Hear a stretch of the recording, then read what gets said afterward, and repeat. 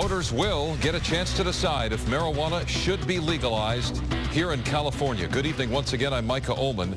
Just a short time ago, the Secretary of State certified an initiative for the November ballot. If it passes, the measure would allow those 21 and older to possess up to an ounce of marijuana and even to grow it in gardens with certain restrictions. With more on this breaking story, we're joined by Los Angeles Times writer John Hoefel. John, thanks for being with us. It looks like the signatures in LA County actually pushed this over the top, huh? It did. LA was the last county to file its report minutes before the deadline. And so talk about the process of gathering these signatures and essentially what it means for the November ballot.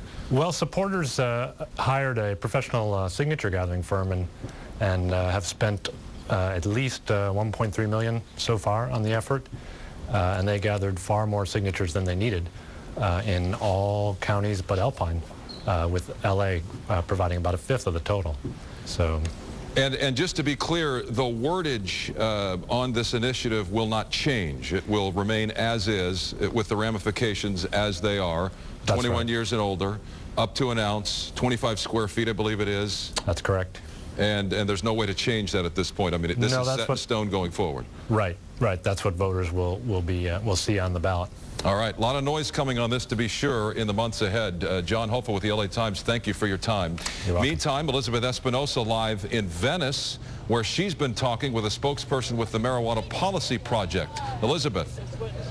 Well, you know, you come down to Venice, you'll see a lot of those signs, right? The medical dispensary signs out here. Well, medical marijuana, I'm told, brought in about $18 million in sales taxes last year. Now, you know, in this financial climate, every dollar counts. So now the question is it a good idea to legalize marijuana? Yes or no? You decide. This is marijuana. Right now, the federal government considers it a controlled substance. And even though in 1996, you may remember, California voters approved marijuana for medical use, federal agents have in the past shut down medical marijuana dispensaries. But as you know, the fight is far from over. The Tax Cannabis initiative, supported by the Marijuana Policy Project, has enough signatures now, placing pot back on a California ballot this November. The Tax Cannabis initiative legalizes marijuana for adults 21 and older. It allows cities and counties to tax and regulate marijuana production and sales. It doesn't require them to. It allows them to opt in. Sarah says taxing cannabis, California could generate about $1.4 billion per year in revenue. And that figure doesn't include the jobs that would be created in this newly legal industry. Advocates also feel it's a safety issue. People are already using marijuana, and right now we're leaving its regulation in the hands of gangs and cartels. So this initiative is all about taking the regulation out of the hands of gangs and cartels and putting it into the hands of licensed business owners. However, critics insist marijuana is a gateway drug, and it sends the wrong message. But Sarah believes there's no evidence to support those theories. But as far as drugs go, alcohol is definitively a drug. Tobacco is definitively a drug. Tobacco kills 450,000 people a year. Alcohol directly kills 70,000 people a year. If we're going to talk about the harm associated with a drug and use that as a reason for prohibiting it, I don't think marijuana is the first drug to look at. And we should say that some dealers admit that it would probably drive the price of marijuana down. It could even drive some out of business. But again, the other viewpoint is, are we making the war on drugs even tougher, and would it make it more accessible for our kids? Something for you all to decide on that November ballot. That's the very latest. Reporting live in Venice, I'm Elizabeth Espinosa. Micah, back to you. Okay, Elizabeth, thank you. As we have been reporting, enough signatures have been gathered to qualify the initiative for the November ballot. With me now, Dan Schnur, director of the USC Institute of Politics. Dan, welcome to the program. Does this thing have a chance of passing in November? Well, Micah, it's always difficult to make a prediction on this sort of thing 7.5 months out. But what I would say in the early stages is, while passage is possible, it's probably an uphill fight for the proponents of this initiative. Both parties' leading candidates for Attorney General and both parties' leading candidates for governor have come out against this initiative. And unless the proponents can make a very strong argument on the economic grounds that your previous interviewer was talking about, it is going to be an uphill fight for them. The notion of legalizing pot, I mean, seriously, this has been in the conversation for some time.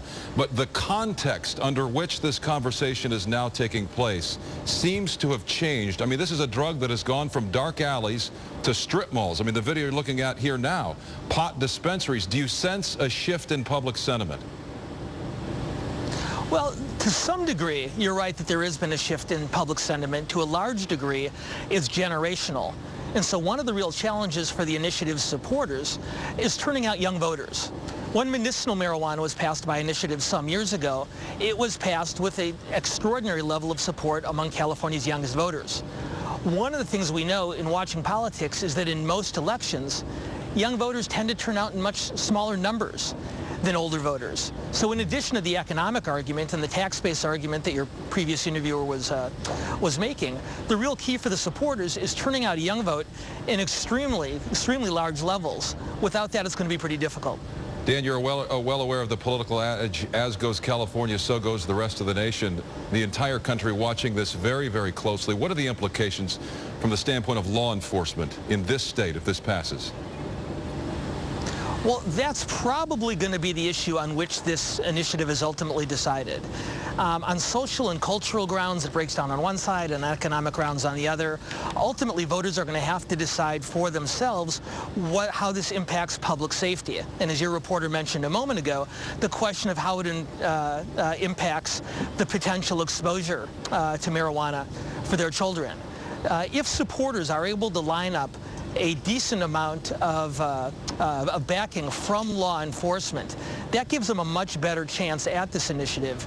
Historically, law enforcement has been an opponent of decriminalization or legalization, but you put your finger on it, that's the issue on which ultimately this campaign is going to be decided one way or the other. You bet. All right, Dan Schnur, Director, USC Institute of Politics, thanks for coming on the program. Good of you to take the time. Thanks for having me. Appreciate it. And we move on here tonight. Elsewhere, a Santa Ana mother under arrest.